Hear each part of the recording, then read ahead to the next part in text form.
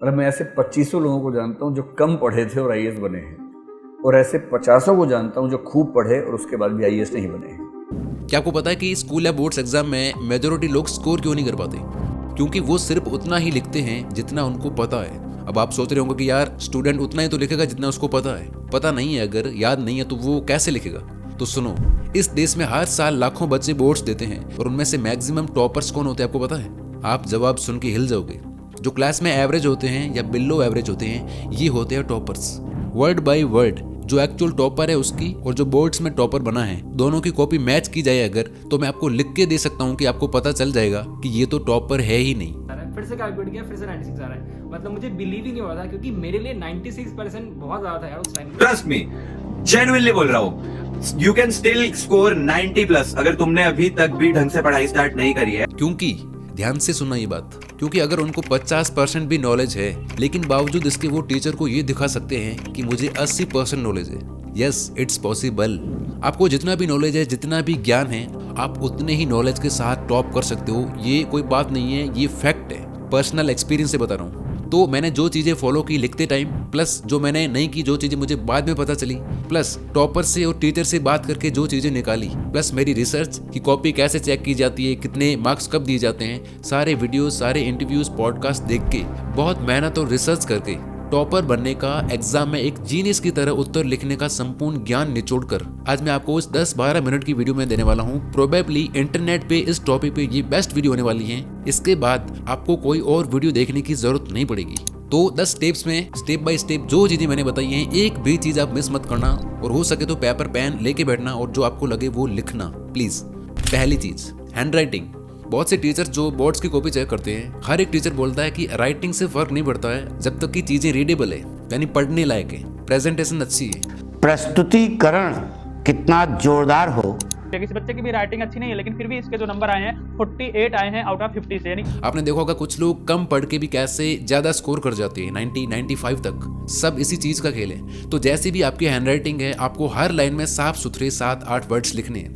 1% बच्चों को छोड़ के 99% बच्चों का पेपर ऐसा लगेगा जैसे कचरा किया हुआ है। एकदम घटिया प्रेजेंटेशन, घटिया वोकैब्युलरी, क्या लिखा है उनको नहीं पता।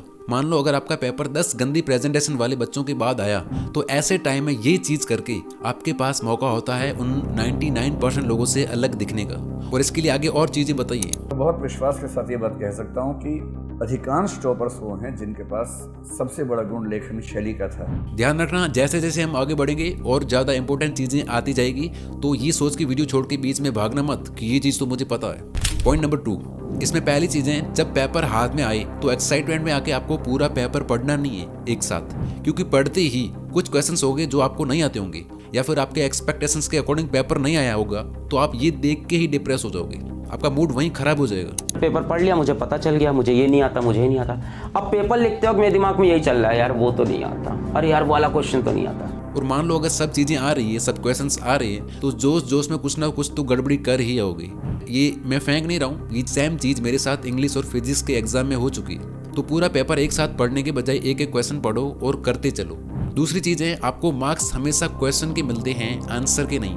यानी जैसे क्वेश्चन में कुछ वर्ड्स होते हैं ना, लाइक डोंट, नॉट, ये वर्ड्स कई बार हमसे मिस हो जाते हैं और हम ओवर कॉन्फिडेंस में आके गलत आंसर लिख आते हैं। या फिर जैसे कोई क्वेश्चन 2 पार्ट में होता है, लास्ट में लिखा होता है व्हाई, हाउ, एक्सप्लेन इट, वो हमें दिखता ही नहीं है और हम जल्दबाजी में लिख के आगे निकल जाते हैं और फिर बोलते हैं कि यार ये चीज तो मुझे आती थी लेकिन मुझे दिखी ही नहीं। एकदम आप तो हड़बड़ी में कि हाँ लिखते जा रहे तो आता है। या फिर लिखा होता कि 5 में से कोई 4 के आंसर दो, और हम बिना पढ़े सब कर लेते हैं। तो इस गलती से और टाइम वेस्ट होने से बचने के लिए हर एक क्वेश्चन को ढंग से पढ़ना और फिर लिखना। तीसरी चीज, बोर्ड एग्जाम में और कॉम्पिटिटिव एग्जाम में यही फर्क होता है कि कॉम्पिटिटिव एग्जाम में आपने गलत जवाब लिखा अगर, तो आपके मार्क्स जाने वाले हैं। जैसे सीए हो गया, जेई, नीट, इनमें नेगेटिव मार्किंग होती है, लेकिन स्कूल या बोर्ड्स में ये चीज नहीं होती। आपको कुछ नहीं भी आता ना, तब भी अगर आप कुछ ना कुछ लिखते हो तो आपको मार्क्स मिलने ही वाले हैं। इवन टीचर्स भी बोलते हैं कि गलत आंसर भी लिखा है या आधा भी लिखा है तो कभी कभी हम नंबर दे देते हैं, आधा एक नंबर दे देते हैं। अब अगर आपको आंसर आता ही नहीं है तो क्या लिखना है वो हम आगे वाले पॉइंट्स में जानेंगे। तो लिखने से आपके मार्क्स कम नहीं होने वाले, वर्स्ट केस में 0 मिलेगा, लेकिन वो तो नहीं लिखोगे तो वैसे ही मिलने वाला है। यानी किसी भी हाल में पूरा पेपर आपको अटेम्प्ट करना है, और वो किस तरीके से करना है उसके लिए आती है नेक्स्ट चीज़। जब मैं 10th बोर्ड में था तो मेरे कुछ फ्रेंड्स ने एक स्ट्रैटेजी बनाई थी। उनका कहना था कि जो क्वेश्चंस आ रहे हो वो हम पहले करेंगे और बाकी वाले बाद में। जैसे क्वेश्चन नंबर 3, फिर 6, फिर 11, फिर 8 का याद है तो 8 कर रहे, फिर 5वां याद है तो 5वां कर रहे। बट मैंने ये चीज़ आज तक किसी भी एग्जाम में फॉलो नहीं की, बिकॉज यही चीज़ें जो कॉपी चेक करते टाइम टीचर का सबसे ज़्यादा दिमाग खराब करती है। मैंने 1-2 टीचर से पूछा है, उनसे बात करिए, वो कहते हैं कि एक कॉपी को चेक करने के लिए हमें 10 से 15 मिनट मिलते हैं, लेकिन हम लोग ट्राई करते हैं कि उसे 5 मिनट में निपटा दें। यानी आप टीचर को जितना कम टाइम दोगे, जितना चीज़ें आसान करोगे उसके लिए, जितना कम टाइम लगेगा उसे आपकी कॉपी चेक करने में, उतने मार्क्स आपके ज़्यादा आएंगे। क्योंकि देखो, इंसान इमोशनल होता है, वो इमोशंस में डिसीजन लेता है। आगे चेक करने वाला कोई रोबोट या कंप्यूटर नहीं है जो स्कैन करके काम निपटा रहा हो, वो आपके जैसा इंसान ही है। उसको फ्रस्ट्रेट करोगे तो हो सकता है वो आपके मार्क्स कट करे, लेकिन खुश करोगे तो एक्स्ट्रा देगा। और इसीलिए मैं हर एग्जाम में सारे क्वेश्चंस एक ही सीक्वेंस में अटेम्प्ट करता हूँ, 1 by 1। अब देखो, आप सेक्शंस को ऊपर नीचे कर सकते हो, लाइक पहले B सेक्शन कर लिया, फिर A कर लिया, बट ट्राई करो कि क्वेश्चंस को सीक्वेंस में अटेम्प्ट करो। 5वीं चीज़ है, don't be over smart. Board exam जितने भी लोग पहली बार दे रहे हैं, आप लोगों का 90% चांस है कि पेपर छूट सकता है। हमारे बैच में काफ़ी लोगों के साथ ये चीज़ हुई थी जब हम लोग पहली बार बोर्ड्स लिखने जा रहे थे, बिकॉज एक तो स्पीड मेंटेन नहीं करते, दूसरा हर क्वेश्चन को, आधे या 1 नंबर वाले क्वेश्चन को भी सजावट करके जमा के लिखते। अभी मैं जहाँ रहता हूँ वहाँ पास में एक हॉस्टल में एक टॉपर स्टूडेंट रहता है। He got 94 in 10th boards, और वो आसानी से 98, 99 स्कोर कर भी ले रहा था, लेकिन उसे आंसर आते हुए भी वो क्वेश्चंस अटेम्प्ट नहीं कर पाया। पता है क्यों? क्योंकि एक तो उसने स्पीड मेंटेन नहीं की, और दूसरा जो छोटे छोटे क्वेश्चंस उसे आ रहे थे उसमें उसने टीचर को इम्प्रेस करने के चक्कर में आंसर को और लंबा खींच लिया एक्स्ट्रा लिखकर। जो पूछा गया है वही लिखिए, और वही का मतलब है ना उससे कम ना उससे ज़्यादा। एक्स्ट्रा लिखने से कोई मतलब नहीं है। अगर आपको क्वेश्चन में 2 पॉइंट पूछे हैं तो 2 लिखो और फटाफट से अगला सवाल करो। यानी जितना पूछा है आप उतना ही बताओगे, तो इससे पेपर चेक करने वाले को आसानी रहेगी। वो इससे इम्प्रेस होगा, ना कि बड़े बड़े आंसर से। और बड़े बड़े आंसर कहाँ यूज़ करने हैं वो हम आगे जानेंगे। इसके अलावा पेपर टाइम पे पूरा करने के लिए, ताकि आपके क्वेश्चंस ना छूटे, आप फिक्स टाइम से 20 मिनट कम मान के चलो। लाइक आपका पेपर अगर 3 घंटे का है तो टाइम 2:40 का मान के चलो, इससे सब चीज़ें टाइम पे होगी।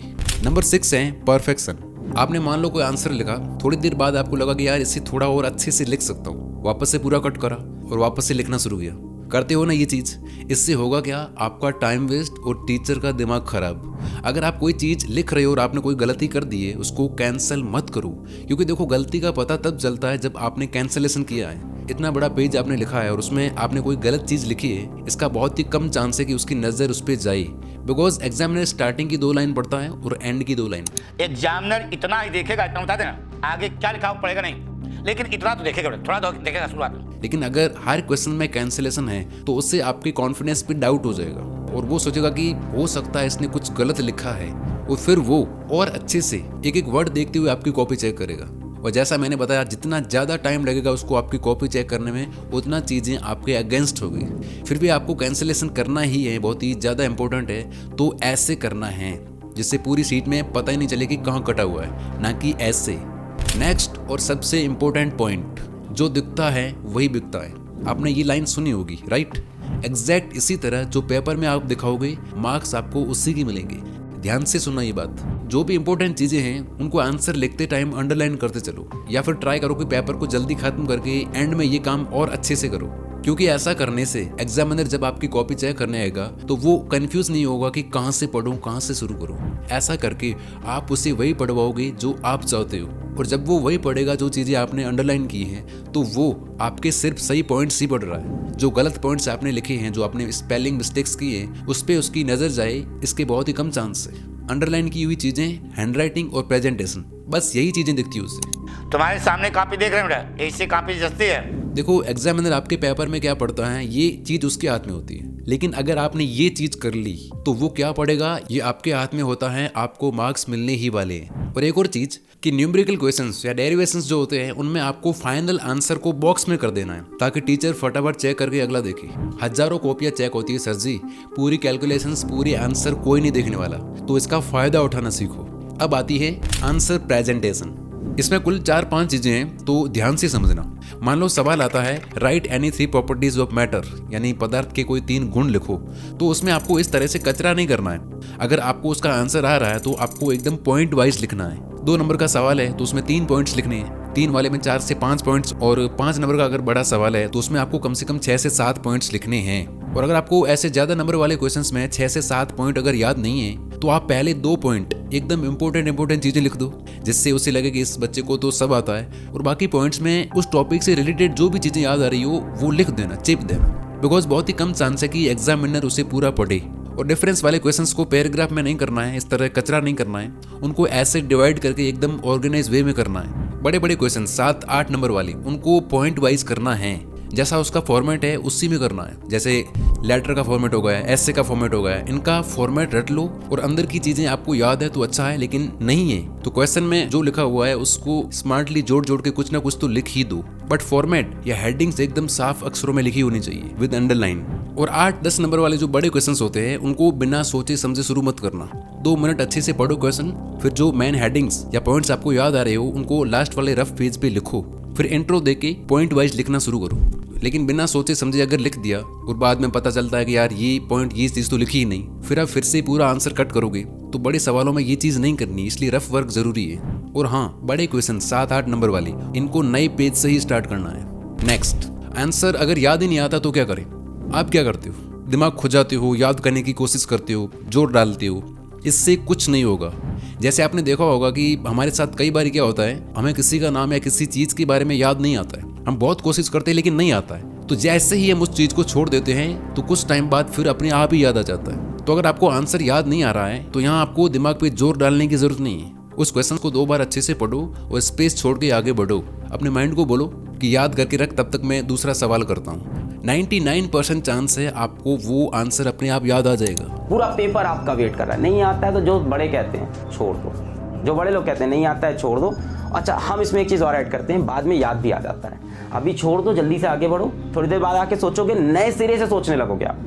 फिर भी अगर आपको बिल्कुल याद ही नहीं है, आपने पढ़ा हुआ भी नहीं है, तो क्वेश्चन के मेन वर्ड्स को पढ़ो कि क्वेश्चन कह क्या रहा है। फिर उन वर्ड से मैच होती जो भी चीजें आपको याद आ रही हो उनको स्मार्टली जोड़ के पॉइंट वाइज कुछ ना कुछ लिख दो।